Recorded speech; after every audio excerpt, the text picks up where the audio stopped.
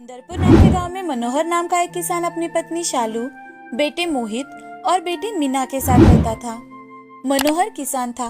वो अपने खेतों में बड़ी मेहनत करता, लेकिन अब अचानक से 2 साल लगातार बारिश ना होने के कारण उसने कई जगहों से कर्जा ले रखा था। उसने गांव के साहूकार से भी पैसे ले रखे थे। तो एक दिन मनोहर शालू से, शालू, गांव का साहूकार बार बार पैसों की मांग कर रहा है।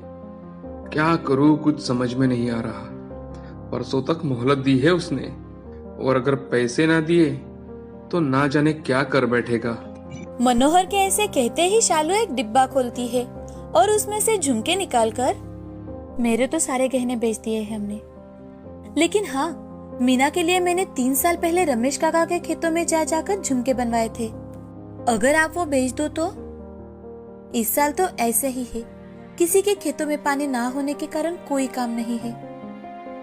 लीजिए, बेच दीजिए इन्हें। लेकिन बड़ी मुश्किल से तो तुमने ये झुमके खरीदे हैं। अब अगर ये भी बेच दिए तो उसकी शादी के लिए हमारे पास क्या बचेगा? हम उसकी शादी कैसे कर पाएंगे? आप बिल्कुल चिंता मत करो, सब कुछ ठीक हो जाएगा। देखना, इस बार जरूर अच्छी बारिश होगी और फिर हम सबका कर्जा भी चुकता कर देंगे। और हमारी मीना के लिए झुमके ही क्यों, बाकी के गहने भी बनवाएंगे। ठीक है, जैसा तुम कहो। अब मनोहर दूसरे ही दिन साहूकार के पास जाता है और वो झुमके बेच देता है। तभी साहूकार उसके पैसे निकालते हुए, मनोहर, तूने मेरे पहले पैसे तो दे दिए हैं, लेकिन उसमें भी अभी 5,000 रुपए बाकी है।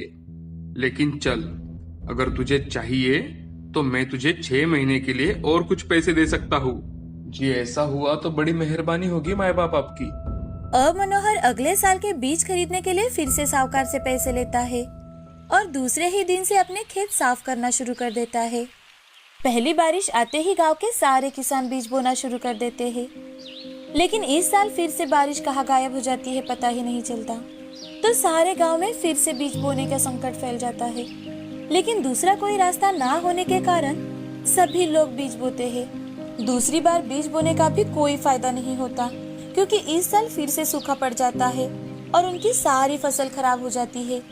तो एक दिन सुबह सुबह लोग जाग ही रहे थे कि तभी सुधा के घर से जोर जोर से रोने की आवाज आने लगती है। हे भगवान, ये सब क्या हो गया हमारी जिंदगी में? आप हमें छोड़कर क्यों चले गए? आपने ऐसा क्यों किया? आप तो इस संसार से मुक्त हो गए। आपके पीछे हम भी तो थे, हमें भी थोड़ा थोड़ा जहर दे दिया होता तो हम भी आपके साथ आते। हमें अकेला क्यों छोड़ा? क्यों? सुधा का रोना सुन सारा गांव एक जगह इकट्ठा हो जाता है और वहाँ पर चर्चे शुरू हो जाते हैं। आखिर करता भी क्या? साहूकार से लिया कर्जा इतना बढ़ गया था कि उसे आत्महत्या करनी ही पड़ी। अरे भाई, गांव में तो हर किसी की यही परिस्थिति है, लेकिन आत्महत्या करना ये क्या सही बात है? गांव में बातें हो ही रही थी कि तभी चरण नाम का एक लड़का भागते हुए वहाँ आता है और वो एक आदमी से, चाचा जल्दी चलो ना मेरे साथ, मेरे पापा कल शाम से घर नहीं आए, कहीं उन्होंने, चलो ना चाचा। अब 2-3 लोग मिलकर चरण के साथ उसके खेत में जाते हैं।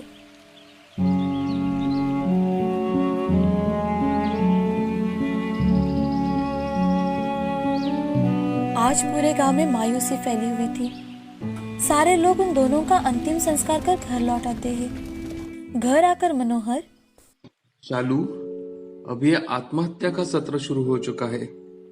अब भगवान जाने ये सब कब खत्म होगा। हाँ जी, लेकिन आत्महत्या तो इसका कोई उपाय नहीं होता। शालू, आज वो लोग गए हैं। भगवान ना करे अगर अगले साल भी ऐसा ही सूखा पड़ा तो न जाने हम पर भी। मनोहर बोल ही रहा था कि तभी शालू मनोहर के शब्द तोड़ते हुए, बस बस, ये जिंदगी सिर्फ एक बार ही मिलती है, बार बार नहीं।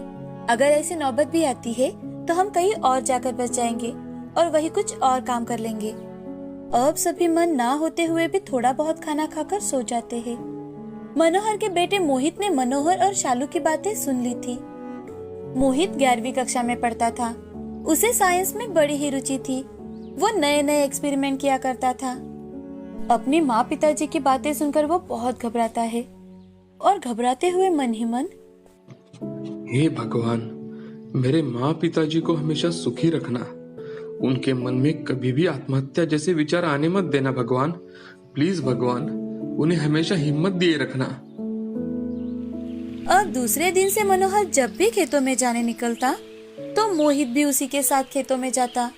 तो एक दिन मनोहर, मोहित बेटे, तू हर रोज मेरे साथ खेतों में आता है, तो तू पढ़ाई कैसे करेगा बेटा? किसान बनने में कोई फायदा नहीं है बेटा। पढ़ लिख कर बड़ा आदमी बन जाएगा तो कम से कम हमें इस दर्द भरी दुनिया से तो बाहर निकल पाएगा। हाँ पिताजी, इसलिए तो मैं आपके साथ हर रोज खेतों में आता हूँ। मोहित कुछ एक्सपेरिमेंट करते करते कहता है। वो एक जगह छोटा गड्ढा कर उसमें प्लास्टिक डालकर पानी डालकर देख रहा था कि वो कितने दिनों तक ये पानी इस्तेमाल कर सकता है। अब वो खेतों में एक बड़ा और चौड़ा गड्ढा बनाना शुरू कर देता है, जिसे देख मनोहर, मोहित बेटा, एक तो हमारा खेत इतना छोटा है, ऊपर से तुम ये सब क्या कर रहे हो? पिताजी, आप मुझ पर बस एक बार विश्वास रखो। मैं जो ये कर रहा हूँ ना, वो आपको इस बर्बादी से बाहर निकालने के लिए ही कर रहा हूँ। मोहित और मनोहर बोल ही रहे थे कि तभी एक आदमी मनोहर को आवाज लगाकर, अरे मनोहर, ए मनोहर, वो रामलाला ने आज खेतों में इस्तेमाल होने वाली दवा खाकर अपने साथ पूरे परिवार को भी खत्म कर दिया है। अरे ये क्या कह रहे हो भाई? अरे हाँ, अभी तो वहीं से आ रहा हूँ। पता नहीं ये नसीब कहाँ लेकर जाएगा हमें भाई। ये बात सुन अब मोहित का इरादा और भी ज्यादा पक्का हो जाता है। अब वो उस गड्ढे के आसपास का पानी भी उसमें कैसे आएगा, इसका आयोजन करता है। अपना दिमाग दौड़ाकर बारिश के पानी को गड्ढे में इकट्ठा करने का प्लान बनाता है। कुछ ही दिनों में बारिश शुरू हो जाती है। इस साल सबने थोड़ा लेट ही बीज बोने का निर्णय लिया था। नसीब से इस साल बारिश भी ठीक ठाक हुई थी, तो सभी के धान अच्छे थे। यहाँ मोहित ने अपना दिमाग लगाकर जो पानी इकट्ठा किया था, इस साल उसी कारण मनोहर साल में 2 बार उत्पादन निकाल पाता है। अब ये बात गांव के साथ साथ गांव के आसपास के गांव में भी फैल जाती है और कई सारे लोग मोहित का एक्सपेरिमेंट देखने आने लगे। लोग उसी प्रकार खेतों में पानी इकट्ठा करने लगे। साथ ही साथ मोहित ने अपने गांव वालों की सहायता से अपने गांव के पास वाली पहाड़ों पर जगह जगह पानी का बहाव रोकने के लिए गड्ढे बनाए और इसी कारण पहाड़ों से आने वाला पानी बहकर ना जाकर उन्हीं गड्ढों में भरने लगा और इसी कारण धीरे धीरे उनके गांव के कुएं भी भरने लगे, उसमें भी पानी आने लगा। धीरे धीरे कर जमीन में पानी की मात्रा बढ़ने लगी और कभी सूखा पड़ने वाला गांव, आत्महत्या करने वाले लोग, इस नाम से जिनकी पहचान थी, अब वो बदलकर खेतों की सोने की चिड़िया बन चुकी है। अब सभी और खुशियाँ ही खुशियाँ फैली हुई है। अब चाहे एक साल बारिश ना भी हो तो भी सुंदरखेड़ गांव या फिर आसपास के गांव को कोई फर्क नहीं पड़ता था। मोहित की हिम्मत, मेहनत और दिमाग के कारण गांव वालों को कभी सूखे का सामना नहीं करना पड़ा।